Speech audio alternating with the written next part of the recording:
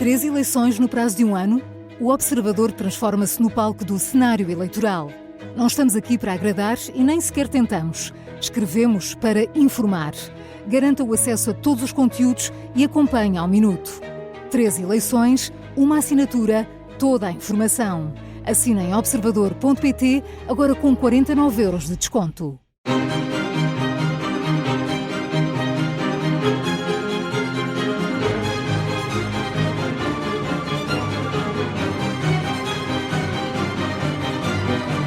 Estamos no museu cujo edifício foi idealizado para tudo menos para ser museu. Estamos precisamente agora na segunda sala do Museu da Misericórdia de Viseu. Neste episódio da Nossa Cultura continuamos a dar passos nesta que é a história que este edifício, com tanta história também, nos conta. Estamos agora na segunda sala, já fomos à Sala dos Benfeitores, descobrimos aqui um bocadinho acerca do início desta jornada da Misericórdia de Viseu, e à medida que damos passos, vamos conhecendo também os passos da Paixão de Cristo. Estamos na sala que nos conta sobre a procissão das Endoenças, muito ligada à Semana Santa. E comigo tem o Henrique Almeida, diretor do Museu da Misericórdia de Viseu, que nos vai contar um bocadinho acerca desta jornada. Muito bem, com todo o gosto que nós recebemos aqui os visitantes, esta sala é uma das mais impressionantes de todo o museu, não só pela riqueza pictórica que tem, para a dimensão e também para a relação direta que ela estabelece com uma das encenações mais caras, mais queridas e mais tratadas pelas misericórdias, incluindo a de Viseu, como é a procissão de Quinta-feira Santa, a procissão das Endoenças, a procissão do Triunfo, a procissão também designada da Cana Verde, e nós deparamos aqui, quando estamos nesta sala, com um conjunto de bandeiras. Aparentemente não são mais do que quadros, eu posso fazer uma breve referência a cada um deles, mas de facto cada um destes quadros, ao circular integrado na procissão, conta os passos da vida de Cristo com uma dimensão que revela a mensagem que na altura é transmitida justamente através da arte, através da pintura, ou seja, cada um destes quadros, estas pinturas, revela uma passagem bíblica e, portanto, ela dava aso, através depois da narrativa que se construía nos sermões, integrados na Semana Santa, a visualização possível para os fiéis, muitos deles, porque não dizê-lo, com um grau de literacia muito baixo, mesmo em termos de analfabetismo, e então esta visão é impressionante de tal forma que, se olharmos logo para esta primeira pintura, temos o início desse ciclo da paixão. Jesus, em atitude suplicante, olha para o anjo que mostra o seu cálice e que pronuncia a paixão, o sofrimento que se avizinhava. E aquela frase tão conhecida, Pai, se for possível, afasta de mim este cálice, está ali bem impregnado nesta pintura, porque logo a seguir vem esta outra cena, aqui identificada como a prisão de Cristo, mas também podíamos dizer ser a denúncia. E a denúncia está lá bem visível. Aquele a quem eu beijar, a quem me vejo prender. E toda a figuração de Judas. Na mão esquerda, a bolsa da traição, a demoração que teve por essa mesma denúncia. O próprio rosto de Cristo, as vestes, as cores, as atitudes, o que diríamos hoje uma expressão, digamos, gestual, quando os soldados apontam aquele a quem o beijar, a quem deveis prender.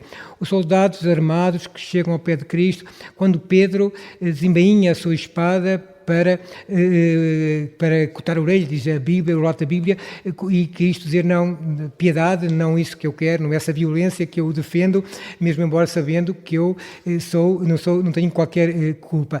Bom, toda esta dimensão aparece-nos aqui, sobretudo quando nós temos a capacidade de olhar para a dimensão expressiva de cada uma destas figuras. Todas elas transmitem uma linguagem que era acessível, que era permeável, justamente à população, que assim que sofria, que se conduía, que ficava sensibilizada, não é? Como se estivesse a fazer parte dessa encenação ao vivo. E depois caminhamos nesse espaço da paixão, quando Cristo se aproxima do sumo sacerdote, pensando que seria logo o primeiro avaliador, não é, da culpa de Cristo. Ele manda depois para Herodes, o imperador romano, que diz, mas eu não posso julgar, entrego a Pilatos para que possam avaliar o seu grau de culpa.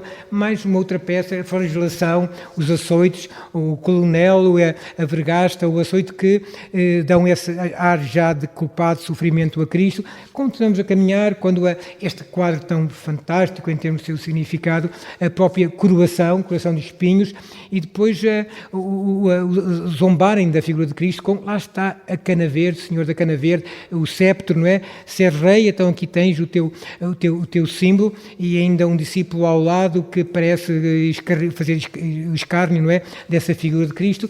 Continuamos depois junto de Pilatos, e Pilatos, para quem olha aqui, o nosso olhar não está a olhar para nós como visitantes, está a olhar para o que se supõe ser uma população. E lá estão os figurantes, chamaríamos assim, quando ele diz: quem creis que vos solte, não é? Esta narrativa bíblica que está aqui patente em cada um destes quadros, e mesmo nós passamos esta mensagem para crentes e não crentes, não perguntamos qual é o credo de cada um deles, mas é uma dimensão bíblica, cultural também, que faz parte da história, da cultura universal, enfim, da nossa matriz também, judaico-cristã, e por isso estes quadros contam, cada um deles, essa mesma história. E dizia eu, pergunta quem queres que vos solte, Cristo ou Barrabás, e portanto Pilatos lava as mãos, e daí o significado que ainda hoje permanece para nós, como quem diz: a culpa não foi minha, foi da população, e eu vou-me livrar de quaisquer responsabilidades, até a caminho da cruz. E aqui já Cristo suportando a cruz, os anjos também compadecidos, sensibilizados pelo sofrimento do Criador, até chegarmos depois aqui a esta magnífica vitrina dos crucifixos em madeira e marfim, século XVII, século XVIII, com uma postura de sofrimento, de dor, de morte, de agonia. Ao lado ainda temos aqui o marco de Teóforo, ou Teofórico, onde se guardavam as peças sagradas na Semana Santa, também de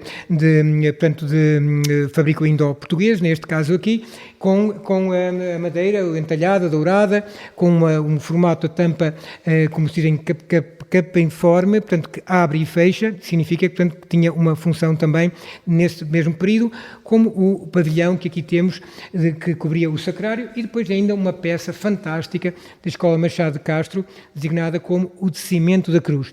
Ela é fantástica também por várias razões, não só pela sua textura, pela sua configuração, barro policromado, da Escola Machado de Castro, datada dos finais do século XVIII, mas pelo facto de reunir aqui uma série de figuras que parece que estão a assistir, e nós com elas, ao próprio descimento da cruz. Mais do que apenas uma visão estática da descida, é em ação. Estamos a ver Nicodemos, estamos a ver José de Arimateia, procurar depois como se tivessem pedido para levar o corpo de Cristo para o sepulcro, os dois ladrões, lá direito, lado esquerdo, um que vira a cara, portanto, um que se converte, diz: Senhor, quando chegares ao paraíso, lembra-te de mim, e o outro que recusa, ainda é essa conversão de última hora. As 4 Marias, naturalmente Maria, mãe de Jesus, Maria da Magdala, Maria Madalena, Maria mãe de Cleófas, que cada uma delas, a Maria Madalena, por exemplo, com os perfumes que levava para preservar também já o Cristo cadáver, e portanto esta encenação toda que nos dá uma visão do que é esta, ao mesmo tempo, solenidade. Mas uma solenidade que é uma solenidade não apenas de sofrimento, não de agrura, não de ignomínia, mas pesada, mas ao mesmo tempo com a leveza que a própria arte nos pode transmitir. Excepcionalmente, num período como o da Quaresma, nós costumamos guardar aqui uma peça, o rosto de Cristo, o Cristo sofredor, lágrimas de Cristo, única, porque é feita de um tronco de árvore, uma peça única, madeira de angelim, portanto entalhada em madeira, e que nos dá também este significado especial que é o da vivência quaresmal. Temos esta preocupação no museu de periodicamente colocarmos uma peça para além do que é a exposição permanente, alusiva à época litúrgica ou festiva que decorre em cada período do ano. E é com esta peça que está aqui exposta precisamente no meio desta sala que nos leva por uma viagem pelos passos de Cristo, com esta peça única, com o rosto de Jesus entalhado em madeira, que avançamos para a próxima sala. Vamos continuar nesta jornada de conhecer as várias histórias do Museu da Misericórdia em Viseu. Se agora estivemos aqui numa reflexão acerca do sofrimento, uma reflexão mais pesada, é com esta que avançamos para a leveza no próximo episódio da Nossa Cultura, para a Rádio Observador em Viseu.